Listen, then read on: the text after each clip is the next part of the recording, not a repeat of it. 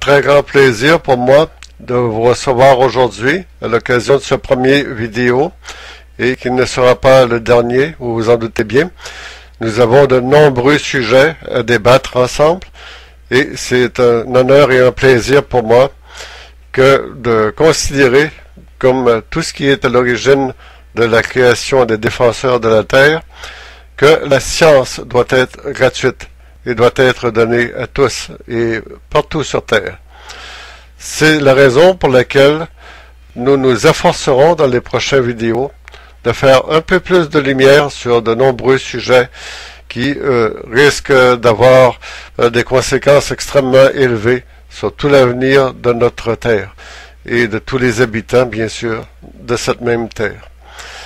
J'ai l'honneur aujourd'hui de vous donner le fruit de nombreux efforts qui ont eu lieu tout récemment sur Internet et dans de nombreuses communications avec des amis sur mes vastes réseaux de communication. Et ce résultat, bien entendu, vous vous en doutez, c'est la lecture de notre manifeste de la Légion d'autodéfense volontaire de la Terre. Nous n'avons plus besoin maintenant, et nous ne sommes plus dans les années 70, grâce à Dieu, nous n'avons plus besoin de prendre des otages pour présenter des manifestes de nos jours. Et c'est ce qui est réjouissant. Au moins, en apparence, on peut dire donc qu'on a un peu plus d'ouverture et de liberté. Loin de nous, la guerre froide. Loin de nous, dans cette période creuse de l'histoire humaine, où nous sentions tous menacés, même si nous nous sentions en paix.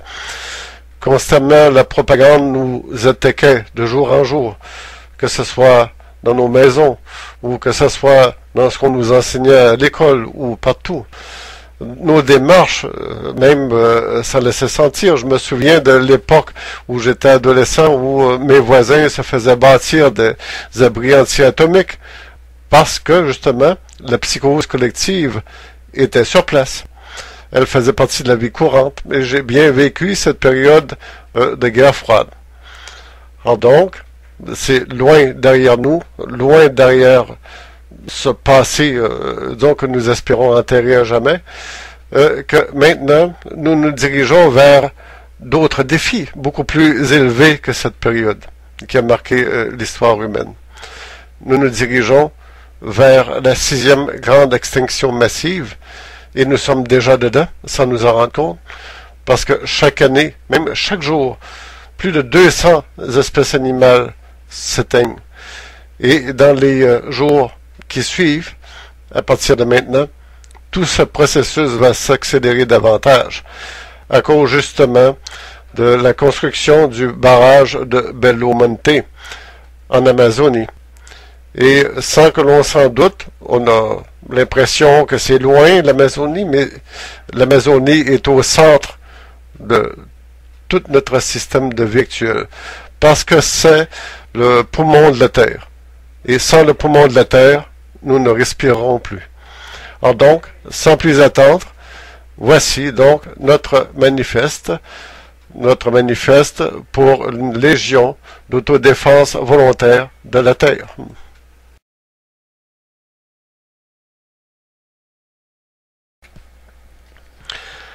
Manifeste de la Légion d'autodéfense volontaire de la Terre. La Terre est en danger. C'est le premier constat qui donna jadis naissance aux défenseurs de la Terre. Force est d'admettre que depuis le 20 septembre 2007, la situation est devenue critique et loin d'apprendre de leurs erreurs, ceux qui se donnent le titre ronflant de développeurs et d'entrepreneurs ont de moins en moins de respect pour l'environnement et la vie humaine en général. Récemment, nous apprenions le 1er février 2013 que la présidente du Brésil, Dilma Rousseff, donna le coup d'envoi du projet du super barrage hydroélectrique de Belo Monte, ce qui provoqua les pleurs du chef indien Raoni en apprenant la décision du gouvernement brésilien. Les milliers de lettres ainsi que plus de 600 000 signatures ont tout simplement été ignorées. Des centaines d'organismes intéressés par la protection de l'environnement venaient de se faire tasser par la volonté d'un gouvernement corrompu, inféodé aux Illuminati, de pousser vers l'avant la croissance économique rapide à l'américaine. Madame Dilma Rousseff a signé l'arrêté de mort des peuples Xingu avec le sourire aux lèvres, comme si c'était normal que de détruire l'environnement pour faire progresser l'économie capitaliste vouée aux intérêts d'une petite élite. Le barrage de Belo Monte sera plus vaste que le canal du Panama et inondera au moins 400 000 hectares de forêt. De ce fait, 40 000 indigènes et autres populations locales seront délocalisées et l'habitat de nombreuses espèces animales et végétales sera détruit. Tout ceci pour faire de l'énergie qui servira à accélérer la production d'objets de basse qualité parfois et d'une parfaite inutilité. Cette décision remet totalement en question la propriété de la terre elle-même et nous fait revenir à l'esprit une profonde question. À qui appartient la terre? L'Amazonie appartient à qui? À l'actuel gouvernement capitaliste et oligarchique du Brésil, dirigé par Dilma Rousseff, qui a hérité de son pouvoir de Lula, qui était le meilleur ami de George W. Bush, ou aux tribus qui habitent sur place depuis plus de 28 000 ans. De quel droit les entreprises capitalistes du Brésil, appuyées par de nombreuses multinationales, ont-elles le pouvoir de condamner à mort des populations humaines entières, sinon à la mendicité, en inondant une forêt essentielle pour le renouvellement de l'air sur toute la Terre? Aucun. Nous estimons, nous qui devenons membres de la Légion d'autodéfense volontaire de la Terre, qu'il s'agit d'un acte de piraterie, d'un vol manifeste qui menace la sécurité physique de tous les humains de la Terre et de toutes les formes de vie qui nous côtoient. La construction du barrage de Belo Monte, en Amazonie, marque le début officiel de la 6e extinction massive d'espèces animales sur Terre. Il s'agit de la première créée et provoquée par une espèce animale originaire de cette planète qui se croit intelligente, l'être humain. Par contre, d'autres projets insensés qui menacent l'équilibre écologique et vital de tous les habitants de notre petite planète bleue sont entrepris en même temps que Belo Monte, comme si c'était nécessaire de se débarrasser de l'environnement le plus vite possible, ainsi on n'en parlera plus. Au Québec, le projet du Plan Nord de Jean Charest du gouvernement libéral, le plus corrompu de l'histoire récente du Québec, avait pourtant été rejeté par des milliers de Québécois et de Québécoises. Les Premières Nations ont critiqué ce projet diabolique qui menace non seulement l'environnement du Québec, mais qui aura un impact sur toute la planète aussi. Malgré le rejet de ce plan Nord par le peuple québécois, qui a sorti Jean Charest, le Parti libéral du Québec, du pouvoir, le gouvernement minoritaire de Pauline Marois et du Parti québécois s'entête à repartir le projet libéral du Plan Nord, en ignorant la volonté du peuple du Québec, des Premières Nations et de la nation métisse du Québec. L'enjeu est de repartir la croissance économique à tout prix, afin de présenter un bilan net avant de se présenter en élection générale. Le but des politiciens et des partis politiques actuels est de travailler à rester au pouvoir et de se faire réélire, peu importe le prix à payer. C'est pourquoi nous retrouvons derrière ces gouvernements officiels, des gouvernements officieux qui contrôlent les premiers. De nombreux chercheurs leur ont donné le nom de gouvernement invisible. Au Brésil, comme au Québec, nous, les peuples tenus en vie dans l'intérêt de grossir les profits d'une petite élite corrompue, nous voyons apparaître de plus en plus le contrôle évident des sociétés secrètes, dont le crime organisé en est l'instrument le plus apparent. Un grand président américain en est mort pour avoir tenté d'éveiller le peuple américain sur le contrôle qu'ils exercent sur la Maison-Blanche. depuis la création du Federal Reserve Bank. John Fitzgerald Kennedy. La puissance du crime organisé, alliée aux sociétés secrètes et à la haute finance internationale, fait en sorte que nos gouvernements élus prennent de moins en moins de décisions en fonction de l'intérêt des peuples, de l'environnement ou de la sécurité nationale, mais de plus en plus en fonction des intérêts de la petite élite qui reste cachée dans l'ombre du pouvoir pour mieux le manipuler. Ainsi, il n'est pas de l'intérêt de ces pouvoirs occultes que de s'intéresser à la survie de nombreuses espèces animales ou végétales et de nombreux groupes d'humains, catégorisés d'ethnies que l'on a condamnés parce que non rentables financièrement. C'est pourquoi les tribus d'Amazonie sont condamnées à mourir et à devenir dépendantes du système capitaliste et oligarchique brésilien. Les tribus qui reconnaissent le grand chef Rouhani n'ont pas besoin d'aller au supermarché pour acheter la nourriture qu'ils ont besoin. La forêt les nourrit naturellement depuis des millénaires. Elles n'ont pas besoin de pétrole ni de voitures. Ils ont la rivière et le grand fleuve comme autoroute pour se déplacer. Elles n'ont pas besoin d'aller à la pharmacie pour acheter des médicaments. Les plantes de la forêt tropicale le leur fournissent depuis toujours. De plus, en inondant et en détruisant des milliers de variétés de plantes médicinales, Monsanto va devenir super puissante et monopoliser les grandes parties du marché. Cela aura une grande influence politique, jusqu'aux États-Unis d'Amérique eux-mêmes. Chaque année, de nouvelles variétés de plantes médicinales sont découvertes dans cette région du monde, dont certaines guérissent des maladies qui sont fort onéreuses à guérir, en se servant des médicaments vendus dans les pharmacies. Imaginez si soudainement les citoyens américains faisaient pousser leurs propres médicaments dans leurs jardins. Les grands lobbyistes américains des cartels pharmaceutiques feraient faillite. De là l'intérêt du gouvernement américain de soutenir des régimes véreux, comme celui du Brésil, surtout depuis qu'il a fait adopter la loi sur la sécurité alimentaire sous Obama. Il faut que peu de gens puissent facilement se payer de bons médicaments. Donc il faut détruire ce qui est naturel et gratuit, afin de garder le bas peuple en esclavage et les prix du domaine pharmaceutique le plus haut possible. Ainsi, on va fabriquer la société de demain. Des riches, toujours plus riches, et déconnectés de la réalité des pauvres, qui seront soumis à des purges, voire même à une extermination de masse quand on perdra le contrôle politique. Ainsi, divers gouvernements, autres que celui du Brésil et du Québec, comme celui du Canada et de l'Inde, se sont mis à l'école du capitalisme pur et dur des États-Unis, comme si c'était la voie sacrée du futur.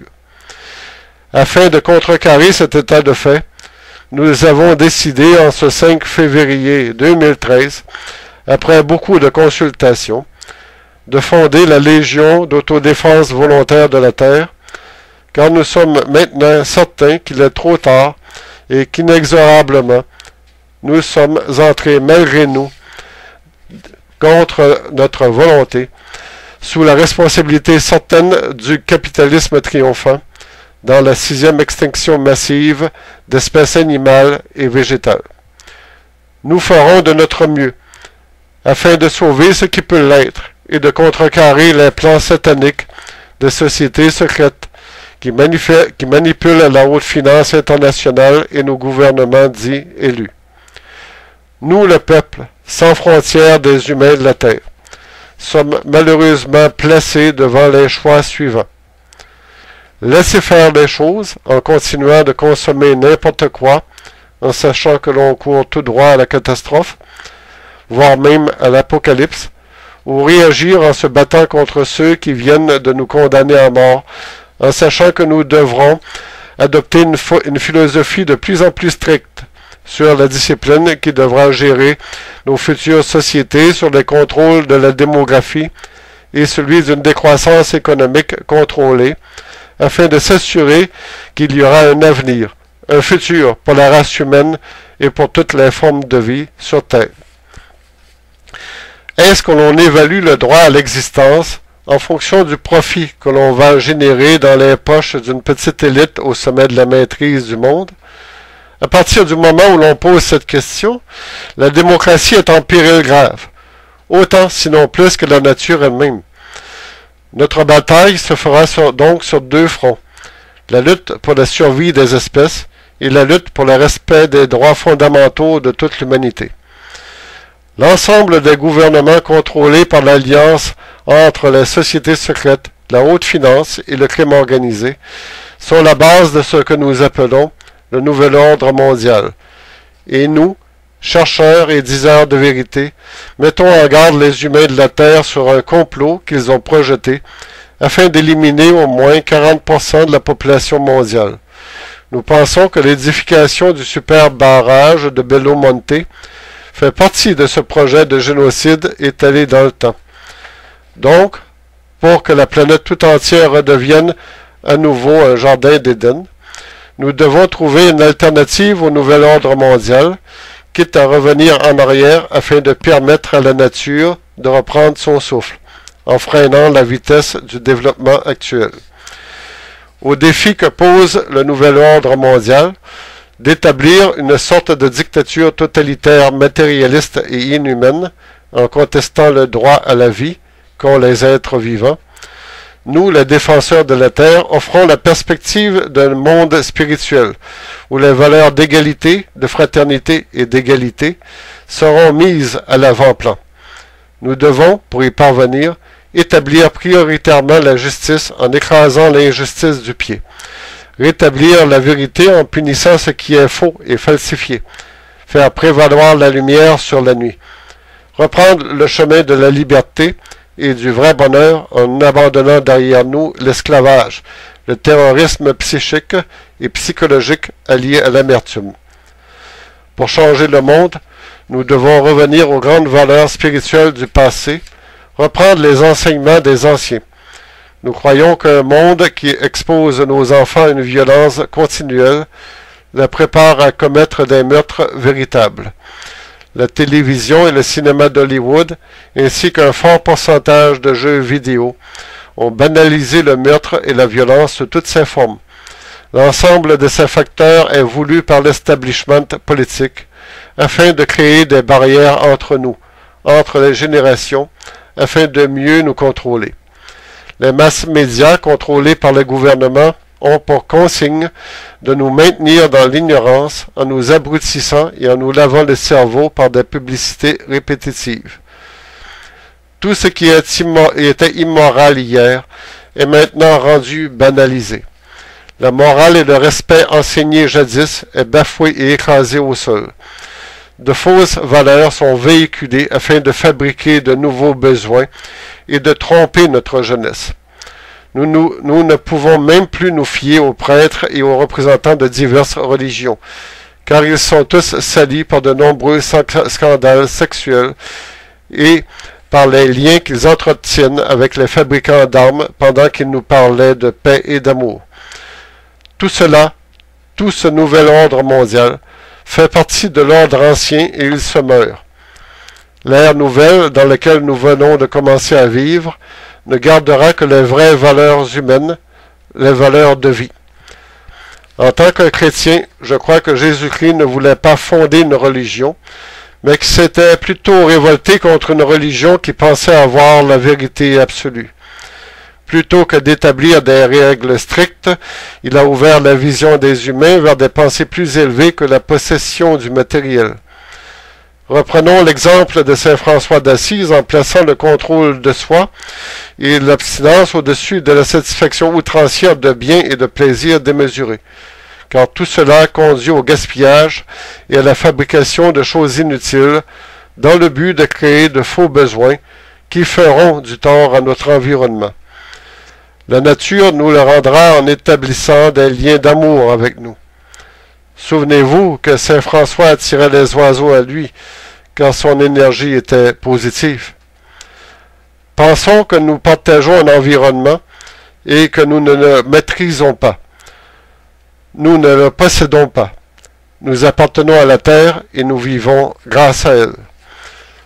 Pour vaincre le nouvel ordre mondial, nous devrons commencer par nous-mêmes, en combattant les valeurs négatives, immorales et matérialistes qui nous emprisonnent et nous forcent à maintenir un standing social qui baigne dans l'hypocrisie.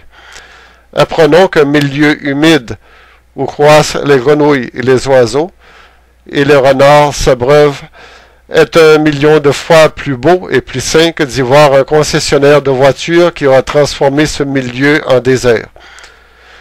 Nous devrons réévaluer nos sens de valeur basés sur la consommation et la production de l'énergie fossile. Abandonnons cette énergie de mort qui rend notre environnement de plus en plus hostile. L'humanité s'est laissée faussement entraîner vers ce couloir de la mort par les premiers exploitants de puits de pétrole. Rockefeller est devenu milliardaire en trouvant des moyens de rendre les gens dépendants de cette énergie. Nous aurions pu choisir depuis plus de 150 ans d'autres formes d'énergie plus douces. En contrôlant nos besoins en énergie et en apprenant à nous satisfaire de ce que nous avons, naturellement, nous vaincrons facilement le nouvel ordre mondial, car nous lui coupons les vivres. Aimons nos enfants et donnons-leur une bonne éducation. Apprenez-leur la vérité que nous enseignerons. Ainsi, ils éviteront facilement les pièges tendus par les banquiers, les politiciens véreux, les syndicalistes corrompus, les représentants du crime organisé et les menteurs associés à des religions sur le déclin. Abolissons le pouvoir de l'argent. Pour vaincre politiquement le nouvel ordre mondial, rassemblons-nous dans chaque nation. Formons des mouvements ou partis qui prendront comme première vertu l'incorruptibilité. Engageons-nous à renverser l'ordre établi afin de changer les règles du jeu. Faisons en sorte que l'écologie remplace l'industrie pétrolière et chimique dans nos projets associés à la croissance. Rétablir la nature dans ses droits pour les prochains siècles doit faire partie de nos agendas. Aux valeurs de profit et de croissance économique, opposons les valeurs d'entraide, de dévouement, de compassion, et engageons-nous résolument vers la décroissance économique. Nous ferons tout cela en essayant d'éloigner les armes de tout l'attirail militaire de nos moyens pour y parvenir, mais en utilisant ce qui semble être devenu le seul moyen viable et valable, incorruptible et souple, la désobéissance civile, mais sur un plan mondial. Il nous faut entreprendre l'édification d'un vaste mouvement mondial de désobéissance civile pour abolir ce nouvel ordre mondial. Aussi, en fondant la Légion d'autodéfense volontaire de la Terre, nous fabriquons le premier élément de ce grand projet.